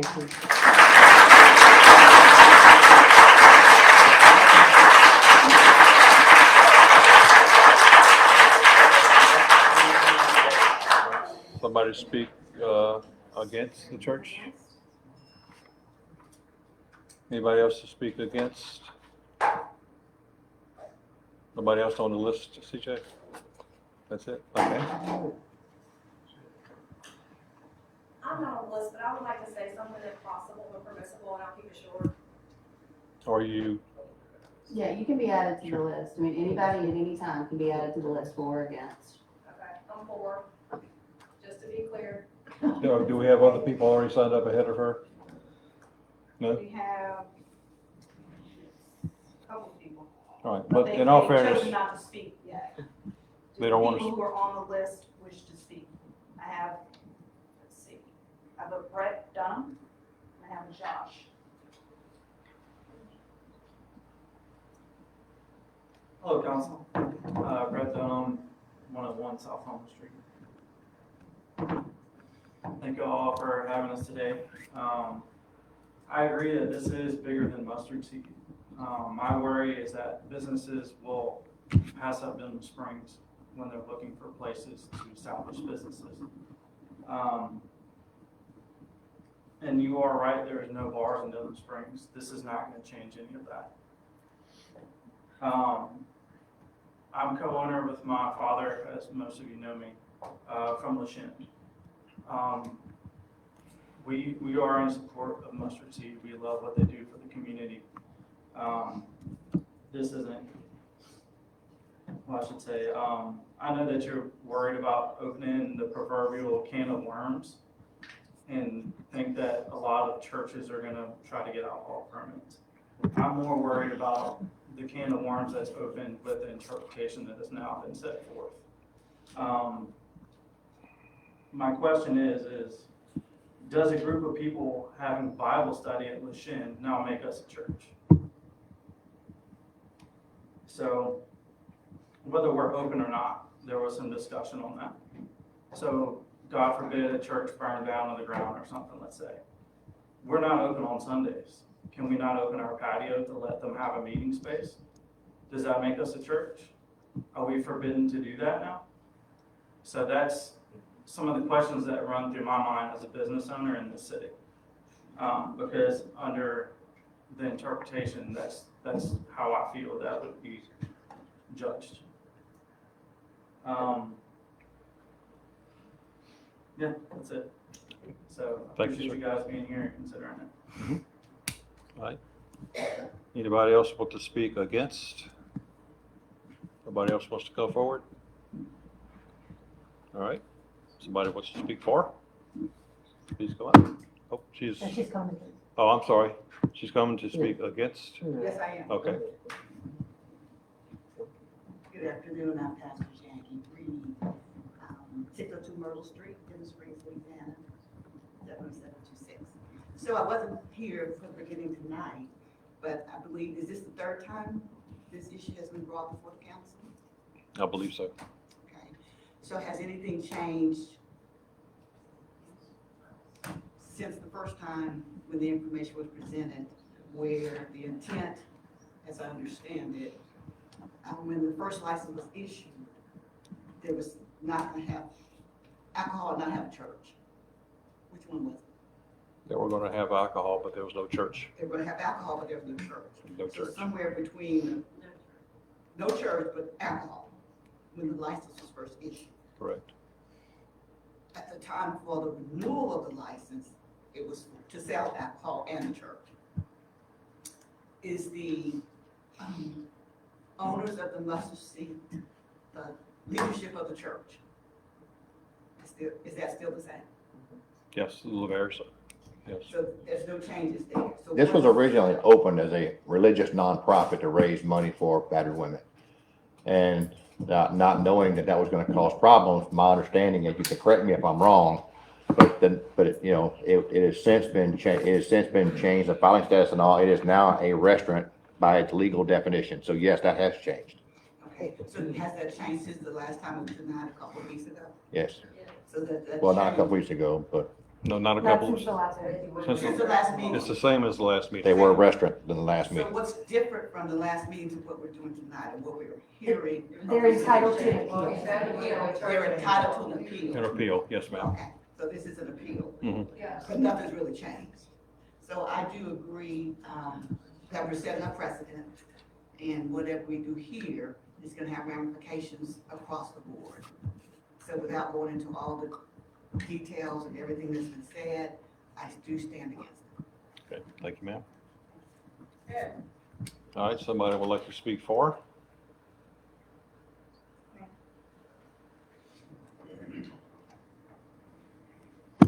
Name and address, please. My name is Michelle Watkins. My address is 20721 LaRouche Court, Livingston. And I know I'm not a citizen of the city of Denham Springs. I did grow up out here, though I've been a part of this city my entire life. And I know that there's a lot of religious stuff thrown around here today, and I just would like to quote John 2:1-11, where Jesus does, 1-11, where Jesus does turn water into wine. Okay, and personally, I hope that the council softens their heart a little bit on the situation. I am very confused. I am a part of the church, and I support the Mustard Seed Creamery, and I intend to continue to do that, whether we meet at the creamery or we meet elsewhere. I'm a part of a body of people who like to get together and worship God. And I don't mind drinking wine. I don't have a problem with people who drink wine, and I don't have a problem with alcoholics. Most people can't help who they are. We all have trauma and wounds, and we deal with them the best way that we can. And I am grateful for the creamery and the body of people that meet together. There's no shame, there's no guilt, there's nothing but acceptance. I'm rarely in places like this, and I personally am stupefied over this process, and I am concerned for the city of Denham Springs because I have been to several of these council meetings, and I am not trying to throw anybody under the bus or make anyone defensive. But as a business owner, if I was going to be a business owner in this city, I would not do it in the city limits. Personally, I would not do it. And I have an entrepreneurial mind. I would be a person who could figure this out, okay? And but I do like clear, concise information, and every time I come here, I don't understand the process, I'll be honest. So I just personally, I hope going forward, we can maybe be a little more clear. I don't want businesses leaving this area. I love Denham Springs. I still bleed purple and gold for the Yellow Jackets. I mean, I think it's a great place. I appreciate the mustard seed and everything that they've brought to this area, and I understand it's a little bit different, but I think that's a great thing. You know, difference is how we grow as people. They're not asking for a bar, they're not asking for anything that is truly, I don't think, offensive. I think it's actually kind of culturally, maybe you're more European than American, but I like that about it. It is more diverse, and I appreciate that. But it is still, to me, Denham Springs, because it is still that small town feel that I grew up in, and I greatly appreciate that. So I just hope y'all can soften your hearts and maybe open your mind a little bit and understand that they're not asking you to bend rules or, you know, I mean, I don't know, maybe don't even accept them as people, that's fine. You don't have to like them, but if this is legally what you should do, I mean, I don't understand personally how, if it is a legal precedence, that they should be granted a liquor license as a restaurant. I don't understand how this is going on. That's it. Thank you very much. Thank you, ma'am. Appreciate it. All right. Again, we'll go back to, is there anybody that wants to speak against this? Nobody, okay. Anybody want to speak for? Hey, I'd like to say something. I mean, I've been reading about it, and I don't know personally. Are you signed up on the list? Yes. Okay. I've been reading about this story, and I live in the city limits. Mm-hmm. We used to go walk to Amber's place at the Taste of Louisiana all the time. Sit down, have dinner, not into a big atmosphere with the kids or whatever, and just walk, you know, because it was safe. She had liquor in her restaurant at times. We drank wine, whatever. I agree with them when they say a lot of businesses are not going to come into Antique Village. Not that they all want alcohol, you just don't want the hassle of it all. And I love Antique Village, I think it's wonderful, and we need to keep it up. There's businesses closing every week in there. And it's hard, and if we can get them to not have their church, then they can go somewhere else and have a church. But let's keep the man said they would do church there. Let's keep the restaurant, and let's keep the ice cream store. I ride my bike up there, you know, I mean, give them a chance. Sure. You know? Thank you. And you have her name and address, CJ? Yes, You do? 820 North Range Avenue, Her name again? Belinda Deschamps. Okay. All right. Anybody else want to speak against? Anybody else? Okay. Anybody want to speak for? I'm not signed up. I'm Ashton Lavere, 7860 Elysium Circle. I am an employee and manager of Mustard Seed Creamery and have been since they opened, and I'm also Tim and Tasha's youngest daughter. Mustard Seed Creamery is a restaurant. I am not an employee of a church. I am not a manager of a church. I am an employee of a restaurant. My responsibilities lie in counter services and kitchen work, nothing church related. There are two things that I would hate to see happen tonight. One of them being personal biases influencing law enforcement, and the second would be differences in language also affecting interpretation of ordinances. My parents raised me to believe that I am the church as a human being. Church to us isn't a building. Church to us is a group of people. Technically, the majority of this room, the church is here, but this isn't a church, this is a courtroom. And I understand that maybe legally there's a different understanding, that maybe a church does translate as a building, but in one of one of my dad's articles, he also addressed that like maybe his choice of language could have caused just like a different understanding to us than it does to y'all. And so I ask that consider where we're coming from. The whole decide if you're a church or a restaurant. We have decided we're a restaurant, and I would hate for us to lose the ability to meet with our church there. That was part of the plan, but that was not part of the business model. But that's it. Okay, thank you, ma'am. Anyone else want to speak against? Somebody else? Okay, somebody else wants to speak for? Yes, sir. Come on up. Name and address, please, sir. State I your don't have name, much to just say. for the record, please. I'm John Martrain, 25227, Highway 1032. Yep. I just have a question, basically for the council.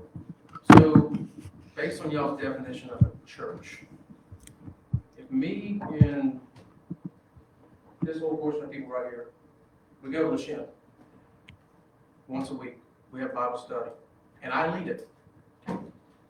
Is LaShin now a church? I would appreciate if y'all answer that question. No. They're not, correct? No. Okay. Are you Why? calling yourself a church? Sir? Are you calling yourself a church? Yeah, I want to have church with this group of people right here at LaShin. I want to have a beer while I do it. And we're going to call it Bibles and Beers. Okay. Does that make LaShin a church? And are they in jeopardy of losing their liquor license because I choose to go worship God there? No, they're not. They have a liquor license already. Correct, but why? And you chose to go there. Okay. Correct? So they're not losing their license because you showed up there to have your Bible study. Okay, well, Mustard Seed had a liquor license. I chose to go Until we worship found there. out that they also have a church. Sir? Until the church showed up. Me? Mustard Seed Church. Well, is there a legal? That has a designated Is there a meeting legal time. entity known as Mustard Seed Church? Correct. Has a designated meeting time of 10:30. Is there a legal 12 entity o'clock. in the city of Denham Springs called the Mustard Seed Church? Legal entity. Well, let me ask you this, do you go there? I go to worship God there, absolutely. And so if I ask you, where do you go to church? Timothy's house. You go to their house? Sometimes. We do. We absolutely do. I've been in Martrain's house. And we've done it in my house as well as also. We hold church there too, And so if I said, what's the address of your church? where we meet. And so on social media, where If I I tell, invite you. I'm gonna answer that question. If I tell these group of people, meet me at LaShin, the address is blah, blah, blah, Centerville, whatever it is, Range Avenue, that's not constituting that as a church, is it? Or you calling it a church? Hey, let's go What's have the church. name of your church? Yeah, let's go have church. So, I mean, there's. That's the part where it's really hard to understand. Okay. And it's really hard to get because behind. I go to a church and I'm not ashamed to say it's a church. And I understand that if a restaurant wants to build next to our church and sell alcohol, that they cannot do it if they're within 300 feet. And I'm not trying to make any excuses for it. I'm saying you cannot do that. The law says you cannot do that, and you can make semantics say anything you want to say. I agree The with truth that of the matter 100%. is, from 10:30 to 12 o'clock, every Sunday, there's a church service in that building. And it's Mustard Seed Church. I know it because I see it. Now, trying to. But it's a legal entity. I don't, listen, you're trying to say, oh, but this, but that. No, we're Let's be going by the law, truthful. sir. Is that a church? We are going Yes by or the law. no, is that a church? Legally, no. If you I'd want like to speak to that. I'd Yes, like to speak ma'am. to it, but I'm sorry to interrupt you. So okay, let's back up. Is there a legal entity with legal filings with this city called the Mustard Seed Church? Or Mustard Seed, let's take a look. Okay, under permitting, original permitting, we've got plan review report, project name, Mustard Seed Creamery. Then we go into what they filed. This goes back to just the whole background of all the issues of where this filed up. And I realize a lot of people don't know this because I don't want to come out and just like throw paperwork at people and make it into issues really that don't need to be. Then we go to occupational application. Denham Springs Church Project, doing business as the Mustard Seed Creamery. Then we go down to, most recently, the application that was most recently submitted, and that was paid for with the dump check from Denham Springs Church Project, doing business as the Mustard Seed Creamery. That's where issues come in. When you cross businesses and filings and charities paying for things with their checks under a business name and occupation, pulling out permits in different names for the same address, that causes red flags.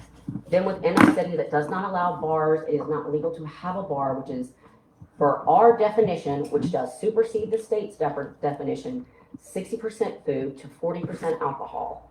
So food to alcohol. 60% food, you have to have it, over 40% in alcohol, you are now a bar. Under state law, it is 50-50, but we enforce ours, they also enforce ours, so it is 40-60 within the city limits of Denham Springs.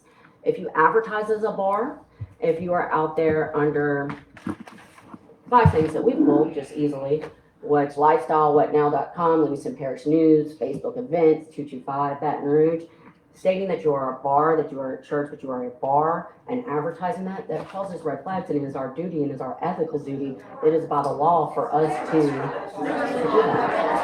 I'm sorry. What I'm telling you is if you advertise state or code it as a owner out there pushing, advertise, I'm just saying these are red flags that were raised that go back to where all these issues started, and why I think people don't have a good foundation of what we're looking at when we look at all the paperwork, when we're looking at everything. We do not see a clear, I'll say, I do not see a clear distinction between all the entities, and that's red flags for me when I'm looking at permits and licenses coming through. Moving forward, since that has taken place, and from what I understand, and correct me if I'm wrong, that entities have been separated. No. Does that still stand? The recent application that just came in was filed with that check from the Denham Springs Church Project. Can I speak to that one issue? No, sir. No, hold on. I want to hear it. Okay, all right. I mean, if you're asking a question, I want to hear his answer. Well, I'm happy to hear it after Mr. I will stand up. Just want to answer that one question. You know, as the Mustard Seed Church has paid for people to put a porch on the back of their house when they now needed a wheelchair, needed to have access to their mobile home. We pay for that. We pay for people's utility bills. We do philanthropic things that we feel like are a part of living and revealing God's kingdom and where we are with money that we have collected from people out of state and different things like that. So to pay somebody else's bill is not violating any, nor is it crossing any lines. And the reason is, and I wish somebody would have asked any question at any time about this. We created a separate bank account. I don't know if you remember how long it might take to get business checks for an account. It took about 5 weeks. And so we now have a business check that says Mustard Seed Creamery Inc. That we'd be happy to give you a different check if that's the holdup for the purpose. I'm not licensing. That's what I'm saying. I look at the paperwork when it comes in, Tim, and like I said at the last meeting, I asked you to please get it all separate. Please separate it out. But then whenever you pay and it comes across and this is the payment form, Well, why do we have clarification then?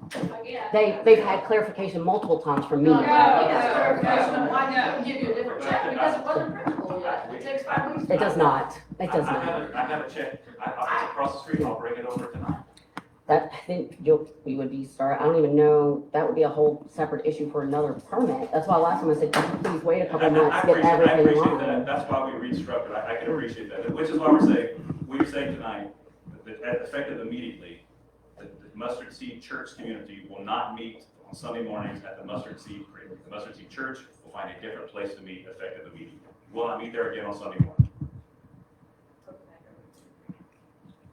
But we shouldn't have to. I've never asked that. And you can, I'm sure, speak to that, Tom.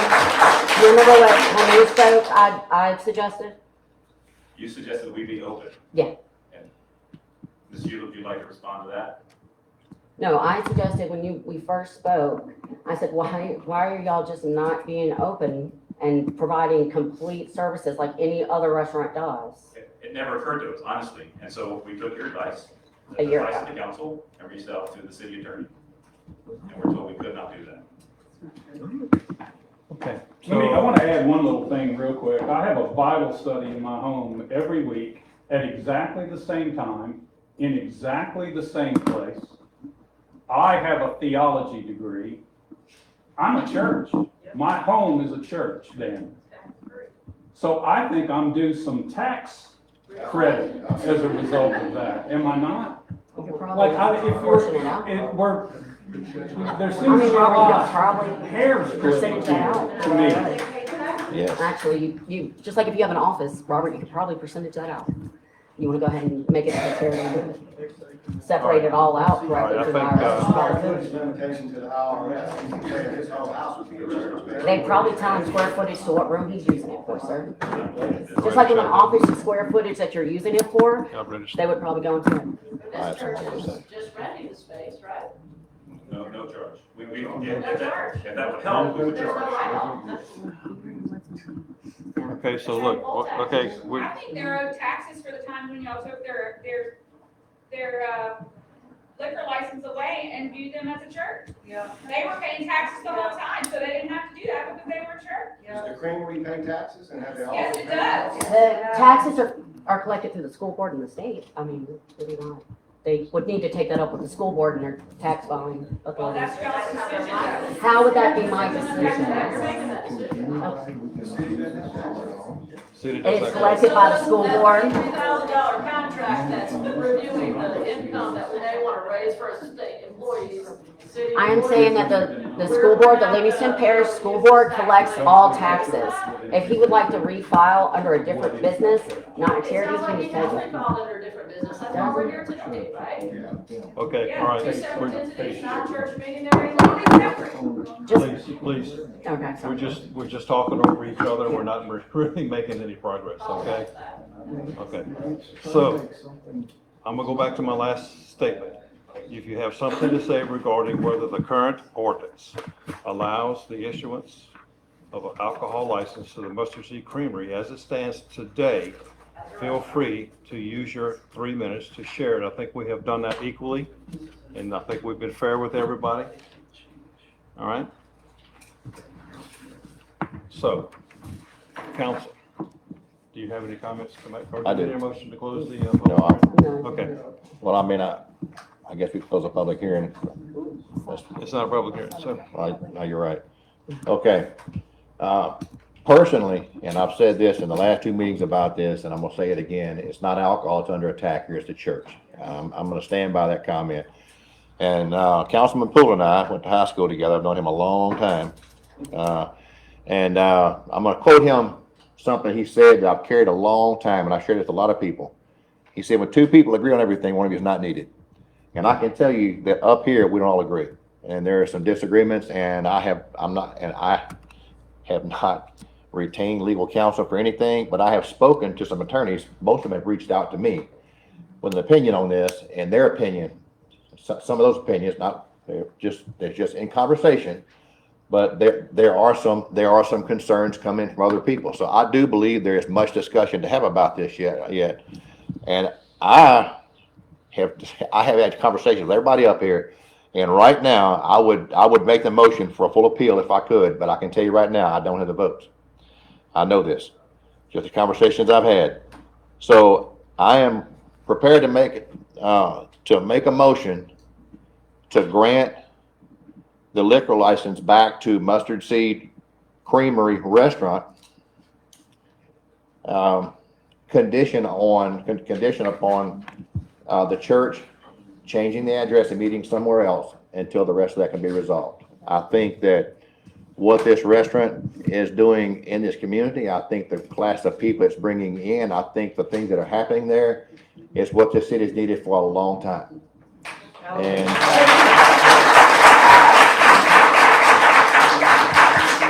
so, I'm sure there's a lot more debate that probably does need to be had in a atmosphere such as this. I think there's a lot more information need to come forward, and I'm willing to hear from anybody. And my cell phone number's out there on the website. You call me, I'll come to your house. I can speak to you. I can speak to anybody.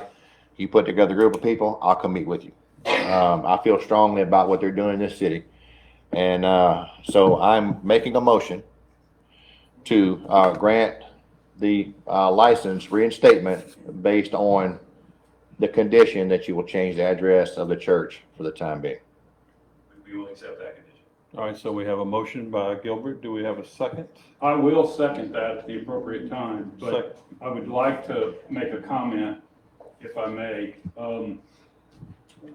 Those that would be opposed to that, I would ask, because as the mayor said, we're here to address an issue of an appeal request by Timothy and Natasha for the Mustard Seed Creamery regarding a Class AR alcohol permit at a business located at 111 North Range. Yes. So, at the risk of being arbitrary and capricious, I would say if we're going to deny that, based on the proximity of a church, what is that church? What is that church? And if there is not one, then what are the grounds for denying it? Why is it different from any other location?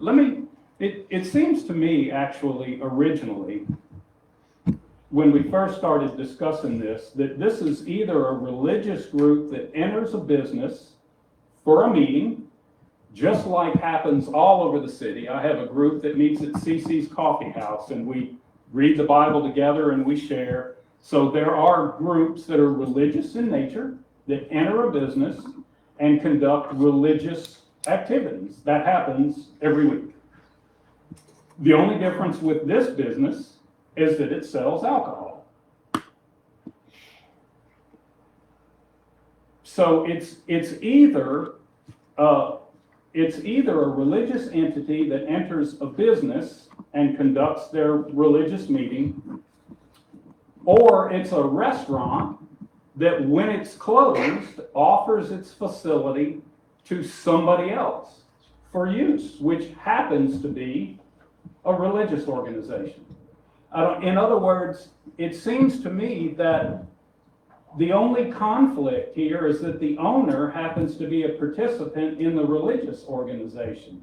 And so now I'm asked to deny this because the owner is a participant in a religious organization. That seems very unsavory to me, and maybe there's a different explanation.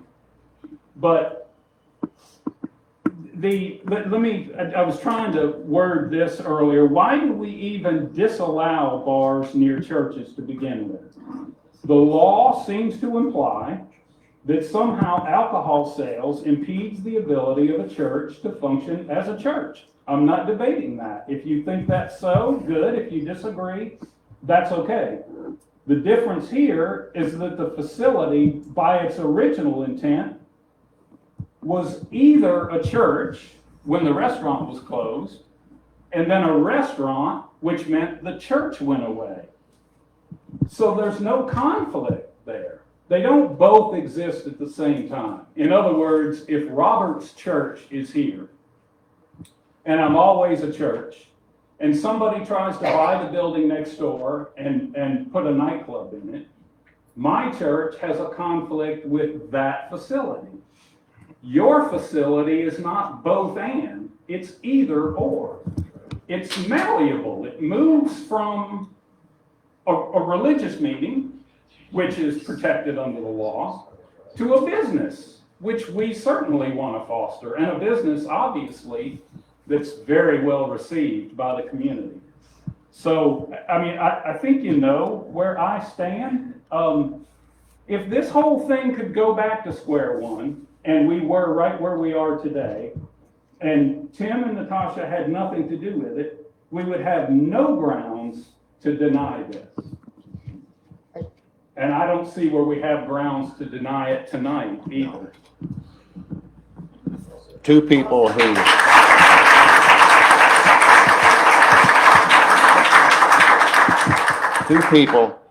who want to make a difference in God's kingdom started a business, not to make money, but to give it away. And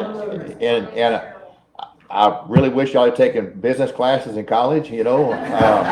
But I tell you what, if I had to choose between you taking business class or having a heart for the Lord, I'll take the latter.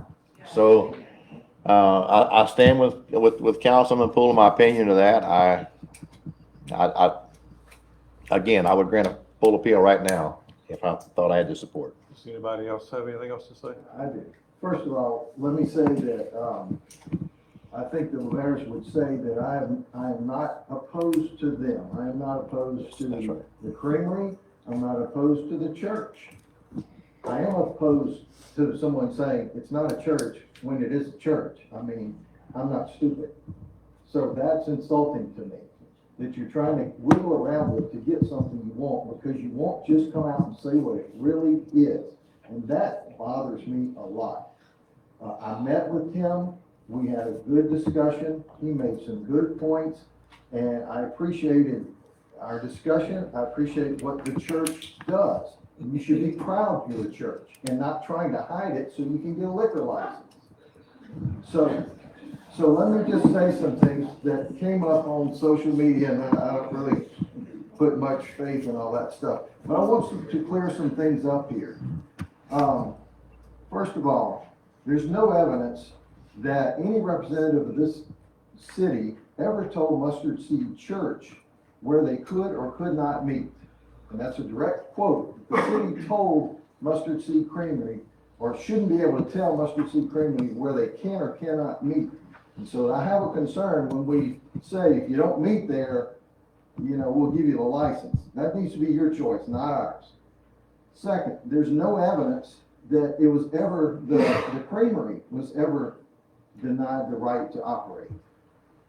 Both of those entities are operating today and have for a long time. The church and the creamery are operating today.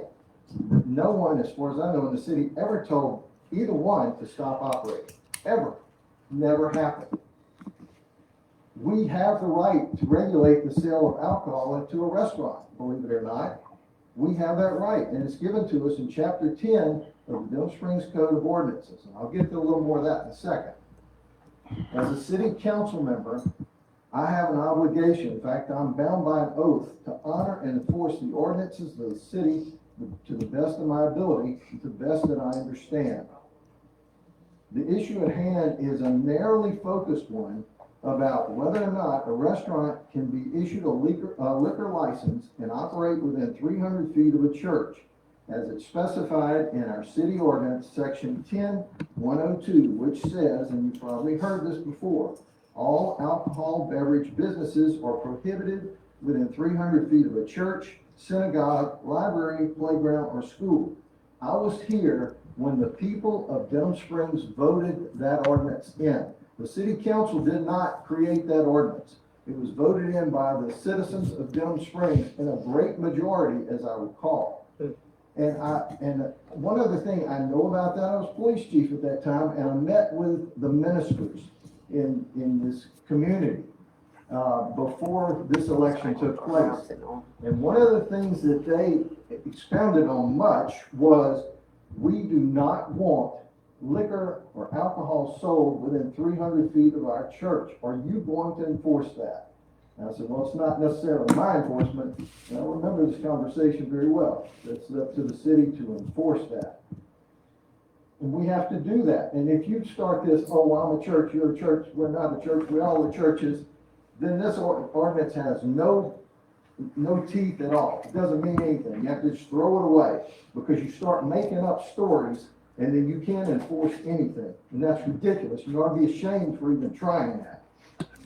The ordinance was ratified by the people of this city, and it's immaterial what any other government body does. It doesn't matter what the state law says. It doesn't matter what Baton Rouge does or Livingston Parish does. It is our ordinance. We're the one who issued that alcohol license to restaurants, as we've been doing for years. We have made these, in fact, I can remember way back when I was police chief, and I'm pushing that little measuring thing down the sidewalk to make sure this place is not too close to that place, so they can or cannot get an alcohol permit. So that's the bottom line here. You can make up every kind of story you want to make up. You can change names all you want to, but you're not being honest. You are a church, and you are in the same building with a restaurant that wants an alcohol permit. And you can't deny that. It's the truth. And what I'm concerned about, I'm talking. And what concerns me most is if we do this, the next person down the line is seeing it and saying, if you can do it for them, you got to do it for me.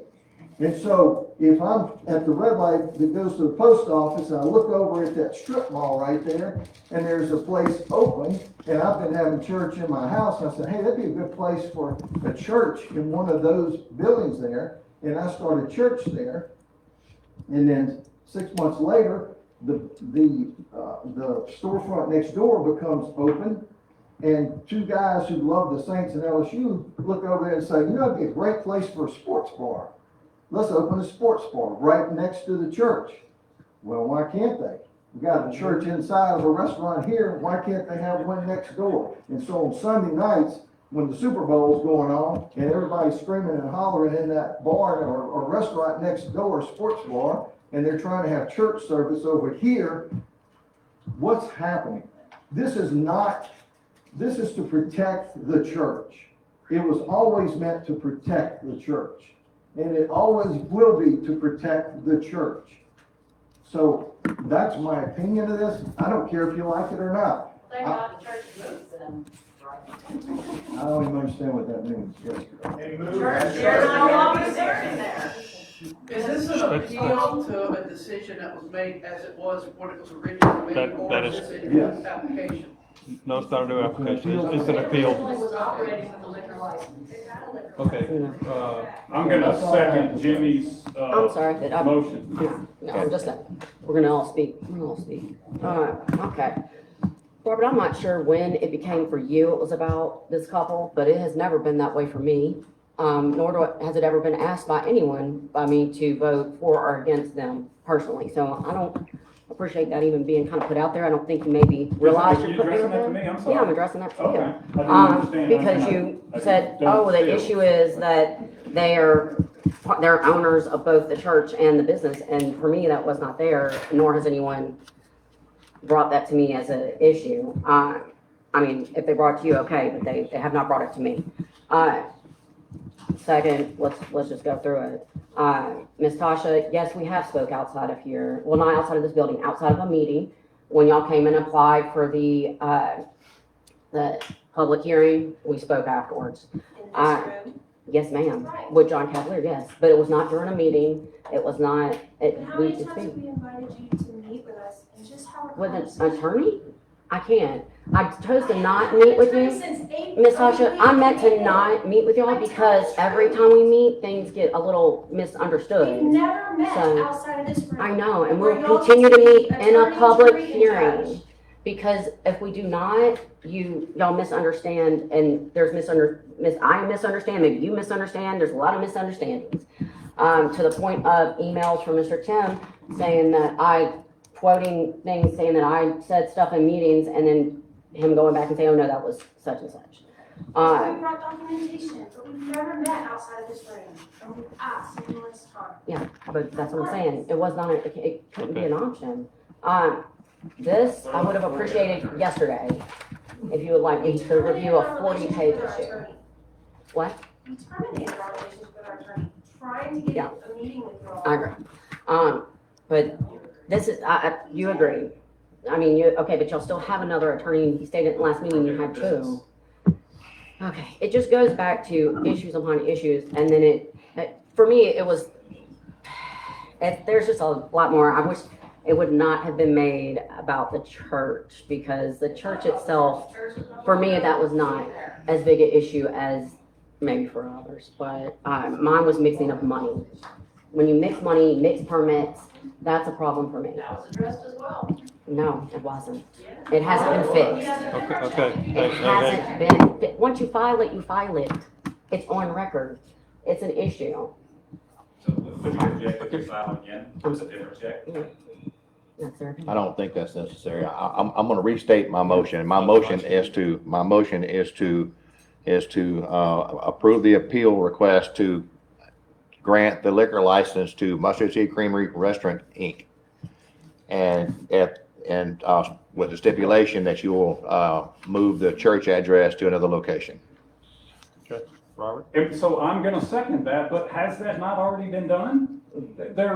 What is the church that's within 300 feet of that building? What is it? Is the bond for deeds still filed at the clerk's under the church? I don't know. Yes. There's been a lease reassignment.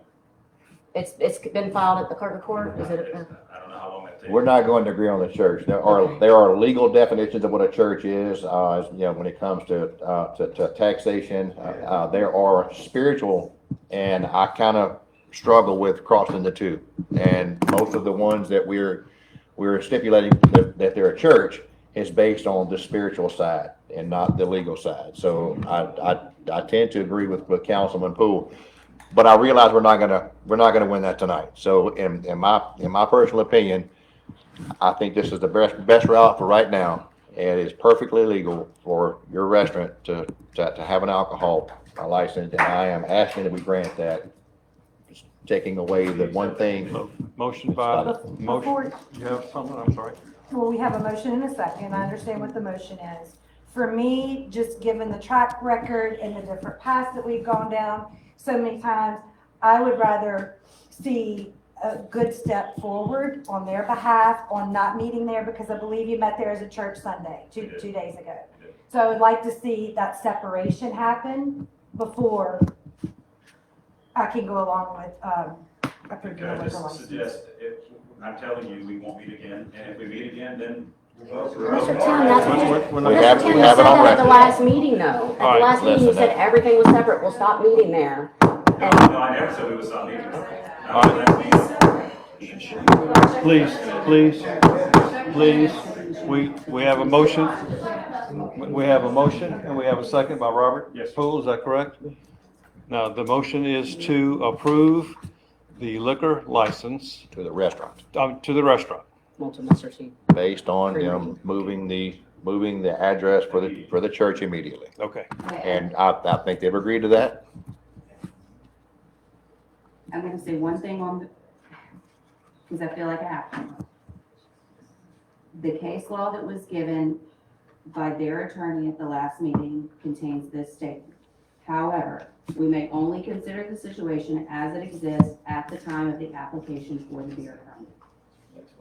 We are bound on appeal to consider at the time the application was made, not tonight as something else is being changed. Okay. So legally, the procedure that should be followed is to vote on this at the time and then have a reapplication with the new information. Okay. Do with that what you want, but that's the legal process. My second stands if your motion. My motion stands. They have been shut down for 7.5 months. Okay, Buffy, would The you business is call for the vote? Their permit's been down for 7.5 months. Buffy? Dugas? No. Gilbert? Yes. Lamb Williams? No. Poole? Yes. Wesley? No. All right, motion fails. Motion to Adjourned by Mayor Lamb Williams. second by Poole. Madam Clerk, call for the vote, please. Dugas? Gilbert? Yes. Lamb Williams? Yes. Poole? Yes. Wesley?